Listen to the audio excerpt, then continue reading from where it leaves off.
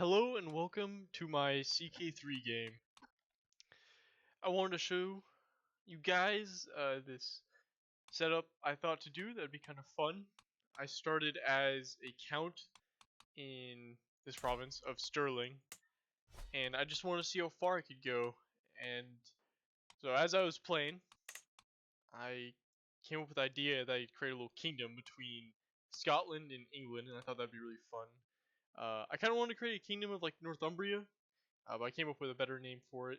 Uh, there's a bit of a historical nomenclature here. The area around Lower Scotland and then North Northumbria was known as like the Marches, so I thought that would be kind of neat name for my kingdom. Right now it is the year 1005, and I started from the earliest start date, of course. So I've played through quite a few characters, and this is about as far as I've come. I have almost united all of Britannia. I actually, my most recent character, when they died, I got split into my original kingdom and then England. But at the moment, looks like England is not doing too well. I guess they're not losing any land, so there's that. So this is my king at the moment. He's a intrigue guy, and he's all right. He's got some traits.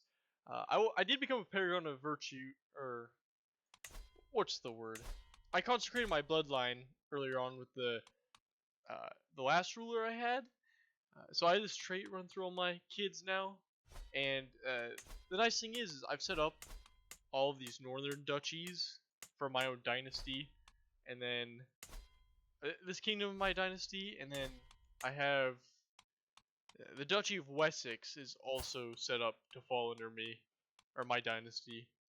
So as you can see, I married into with this lady, and then this is a dynasty member. So their kids should basically, and I mean they hold like all of England, come back under the fold.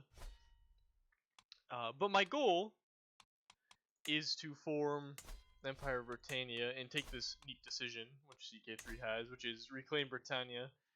I did form a hybrid culture out of the Gaelic and Cumbrians. It was neat. My character started as a Gaelic in this province, but actually the uh, culture of this province here was Cumbrian. So after about 100 years, I thought to make a hybrid culture, and this also helped my culture get up to date on some innovations that the Gaelic people were missing. So this is my culture called the Cumbernaut culture, and I did actually pick a mix of the traditions, and then later on I added chivalry. So this is what we're working with. It's a Golden Lake heritage, but I actually took the language of the Brythonic people, which is like the Welsh, Cumbrians, Cornish, and Bretons. And then it wasn't actually till recently that we became feudal. I was actually tribal for a really long time, and then the rest of my kingdom was feudal. So, and then I've since I became feudal, I've feudalized now the rest of Scotland in northern England, and also Ireland has also become feudal. So now the entirety of Britannia is feudal. Uh, I'll show you guys the state of the world. There is a huge empire of Francia. I'm not sure how they stayed this large or done this well, but it's still the original Carlings too, which you don't see very often. And then we've got some weird stuff going on in the rest of the world. The Byzantine Empire doing pretty good. They're still the Macedons. We've got the Arabian Empire, which is funny because they actually fell. It fell hard, where they were just like just a little kingdom empire down here, but they've risen back to power, conquered the Ptolemies over there, so they're doing good. Um, Another interesting that happened is a great conqueror came and conquered all of West Slavia and then also a lot of Scandinavia. So Norway's popped back out, and they're actually of the Sigurd dynasty.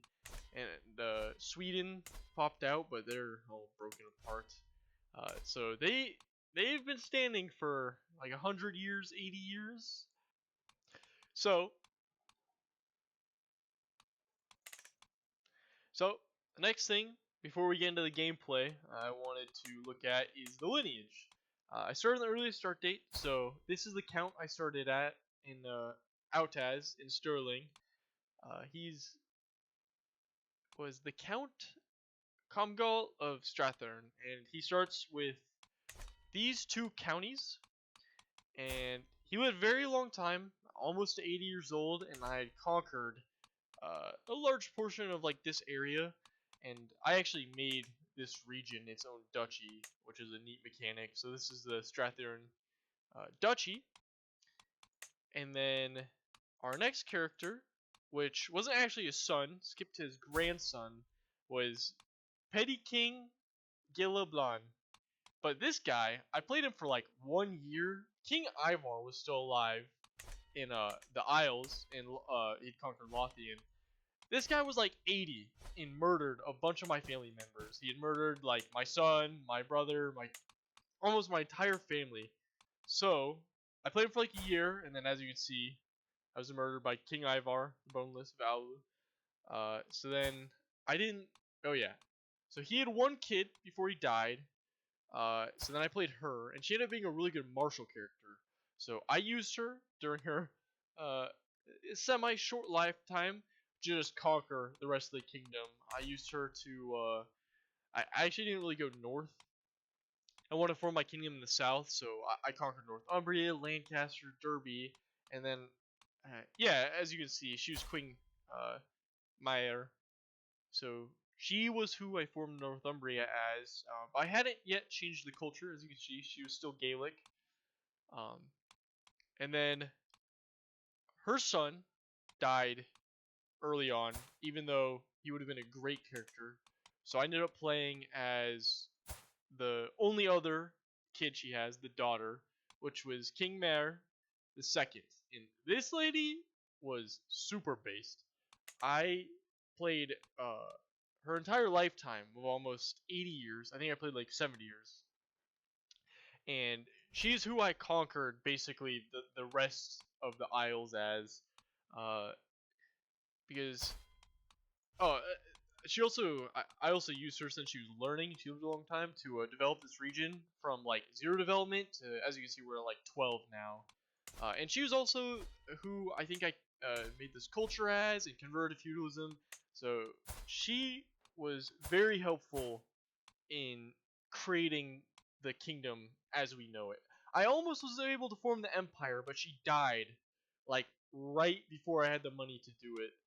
Um, but as you can see, she had a lot of crazy traits, so um, she was a very fun to play as and helped a lot get to where we are now. And she had a lot of kids.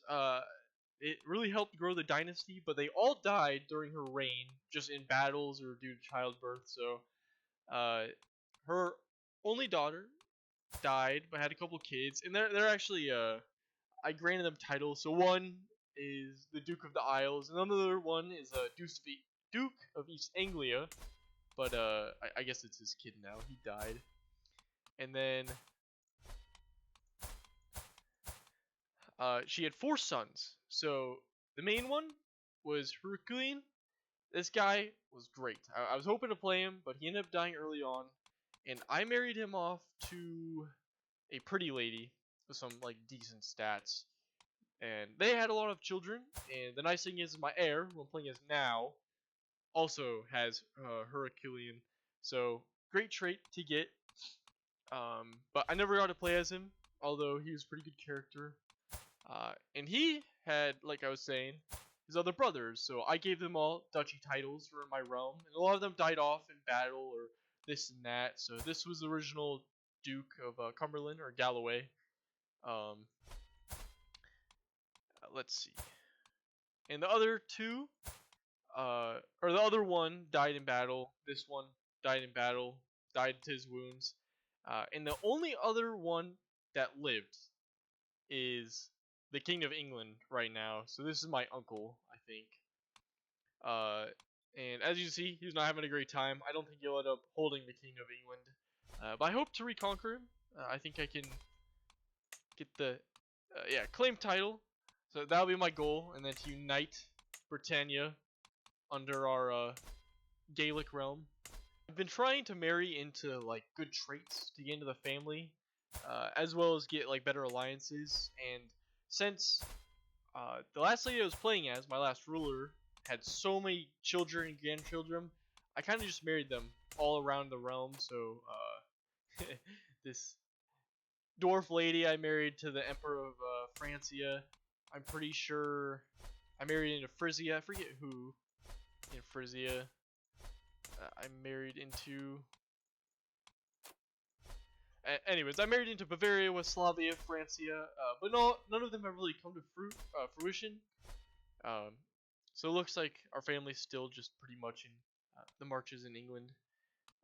Yeah, so my goal is just to see how far we can get. But yep, this is where we are now.